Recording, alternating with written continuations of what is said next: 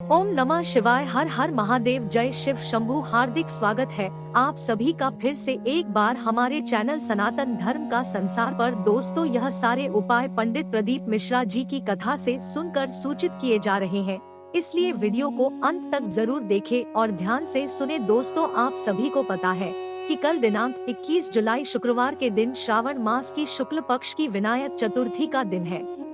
दोस्तों, पूज्य गुरु जी ने कहा है कि सबसे जल्दी अगर कोई प्रसन्न होने वाले हैं तो सिर्फ और सिर्फ वह हमारे महादेव ही हैं। और इस सावन के महीने में यदि आपके जीवन से दान, वैभव, ऐश्वर्य, कीर्ति, संपत्ति, इन सभी की समस्याएं चल रही है, आपको किसी भी प्रकार से धन प्राप्ति के मार्ग नजर नहीं आ पा रहे हैं, आपके जीवन के सारे कार्य रुकने लगे हैं, धन की वजह से आप कोई भी कार्य प्रारंभ नहीं कर पा रहे हैं, या फिर धन की वजह से आप लगातार असफलता ही प्राप्त कर रहे हैं, तो पूज्य गुरु जी ने कहा है कि आपको बहुत ही सुंदर सा मौका मिला है। इस सावन के महीने में अगर आप हरे मूंग और चावल से कुछ विशेष उपाय शिवलिंग में करते हैं तो आपसे जितने भी संकट, कष्ट और बाधाएं हैं वह सभी दूर होने लगते हैं और आपके जीवन में हमेशा सुख शांति बनी रहती है। देखिए दोस्तों, पूज्य गुरु जी की कथा को सुनकर के और समझ करके ही आपको समझाने का पूरा प्रयास करूंगा। लेकिन दोस्तों, वीडियो में आगे बढ़ने से पहले वीडियो को लाइक करें और यदि आप भगवान शिव के अनंत भक्त हैं तो हमारे चैनल को सब्सक्राइब जरूर करें। देखिए दोस्तों, कल विनायक चतुर्थी का दिन जो भगवान गणेश को समर्पित होता है, तो आपको यह उपाय करने से चूकना नहीं है। पूज्य गुरु जी ने कहा है कि इस उपाय से भगवान शिव तो प्रसन्न होते ही हैं, साथ ही साथ भगवान गणेश और माता लक्ष्मी भी प्रसन्न होती है, तो आपको इस उपाय को करने से चूकना नहीं है।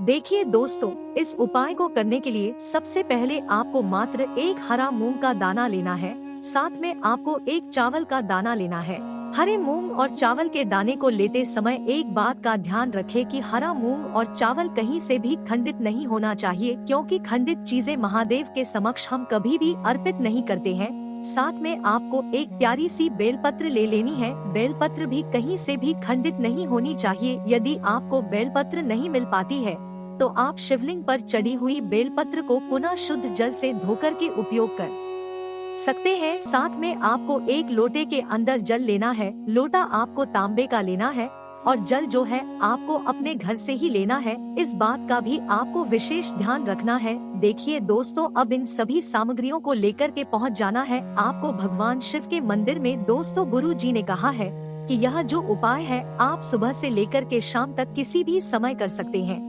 लेकिन एक बात का ध्यान रखें कि यह उपाय आपको सूर्यास्त से पहले ही कर लेना है। देखिए दोस्तों, से पहले जो आपके पास एक बेलपत्र है उसे आपको भगवान शिव के शिवलिंग पर समर्पित कर देना है। बेलपत्र की जो चिकनी साइड है वह शिवलिंग से स्पर्श होना चाहिए और इसकी डंडी को आपको जलाधारी की ओर रखना है। इस प्रकार से आपको यह बेलपत्र शिवलिंग पर समर्पित कर देना है।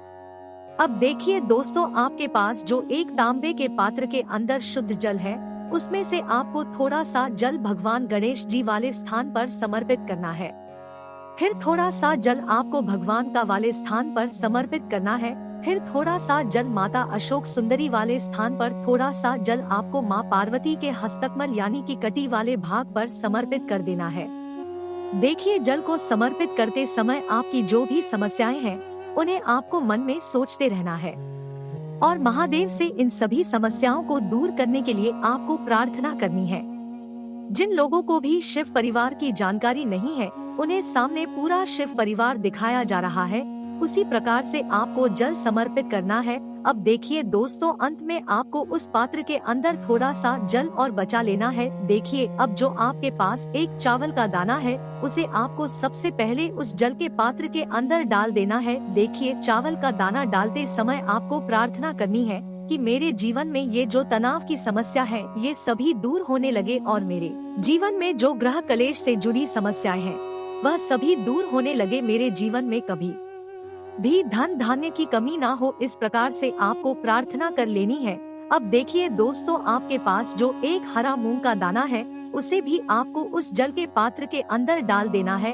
अब यह जो हरा मूंग और चावल से युक्त जल है, इससे आपको भगवान शिव के शिवलिंग पर श्री शिवाय इस मंत्र का जाप करते हुए समर्पित कर देना है। जल समर्पित करने के बाद आपको शिवलिंग के सामने 2 मिनट तक बैठ जाना और आपको प्रार्थना करनी है कि मुझे मेरे जीवन में बुद्धि, ज्ञान और विवेक की प्राप्ति हो, मुझे मेरे कार्यों में सफलता प्राप्ति होने लगे, साथ ही साथ मेरा जो व्यापार है वह अच्छे से चलने लगे। इस प्रकार से कामना करते हुए आपको यह चतुर्थी तिथि का बहुत ही सुंदर और सरल सा उपाय कर लेना है। देखिए दोस्तों, अब हम बात कर लेते हैं पूज्य गुरु जी द्वारा बताए गए दूसरे विशेष उपाय के बारे में। देखिए दोस्तों, यह जो उपाय है विशेषकर आपकी सभी प्रकार की मनोकामनाओं को पूर्ण करने वाला है। देखिए दोस्तों, इस उपाय को करने के लिए सबसे पहले आपको मात्र 11 चावल के दाने लेना है। चावल के दाने आपको कहीं से भी खंडित नहीं लेना है, इस बात का आप विशेष ध्यान रखें। फिर इसी के साथ आपको मात्र एक प्यारी सी बेलपत्र ले लेनी है।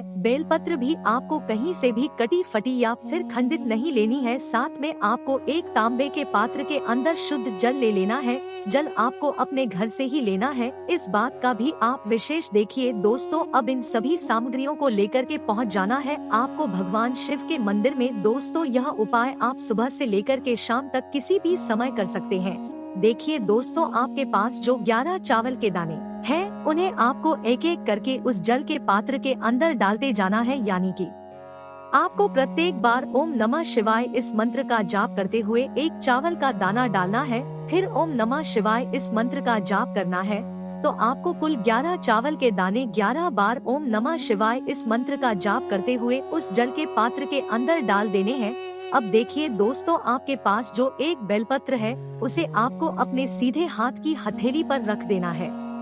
सामने आपको स्क्रीन पर दिखाया जा रहा है, उसी प्रकार से आपको यह बेलपत्र अपने हथेली पर रखना है, यानी कि डंडी वाला भाग आपको अपनी तरफ रखना है।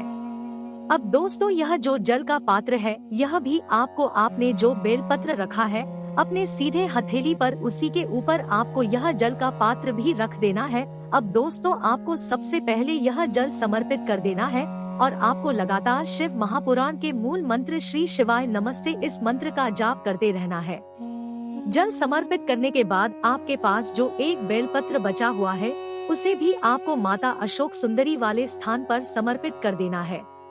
माता अशोक सुंदरी का जो स्थान है जलाधारी के बिल्कुल बीच में होता है, उसी स्थान पर आपको यह बेलपत्र समर्पित कर देना है। बेलपत्र को समर्पित करने के बाद आपकी जो भी समस्या है, जो भी आपकी विशेष मनोकामना है, उसे आपको महादेव के समक्ष रख देना है। देखिए दोस्तों, गुरु जी ने कहा है कि जो भी व्यक्ति इस उपाय को सावन के इस पवित्र महीने में करता है तो उसकी जो भी अधूरी मनोकामना है वह सभी परिपूर्ण होने लगती है और उसे अपने जीवन में धन, वैभव और ऐश्वर्य कीर्ति की प्राप्ति भी होने लगती है।